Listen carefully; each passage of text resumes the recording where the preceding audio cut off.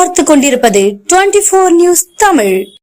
மதுரை மாவட்டம் பாலமேடு அருகே உள்ள மரவப்பட்டி கிராமத்தில் TMK ஸ்போர்ட்ஸ் கிளப் ராகவீனா நினைவுக்குழு இணைந்து நடத்தும் மாவட்ட அளவிலான மாபெரும் தொடர் கபடி போட்டி நடைபெற்றது. இதில் முன்னாள் ஊராட்சி மன்ற தலைவர் அழகுமணி கலந்து கொண்டு விளையாட்டு வீரர்களுக்கு வாழ்த்துக்களை தெரிவித்தார். போட்டியை தொடங்கி வைத்து சிறப்பாக விளையாடும் அணியினருக்கு ரொக்க பரிசுகளும் சான்றிதழ் மற்றும் கேடயங்களும் வழங்கப்பட்டது. இதில் சுற்றுவட்டார விளையாட்டு வீரர்களும் மதுரை, தேனி, திண்டுக்கல், திருச்சி, விருதுநகர், தென்காசி, திருநெல்வேலி உள்ளிட்ட வெளி மாவட்ட அணியினரும் கலந்து கொண்டனர்.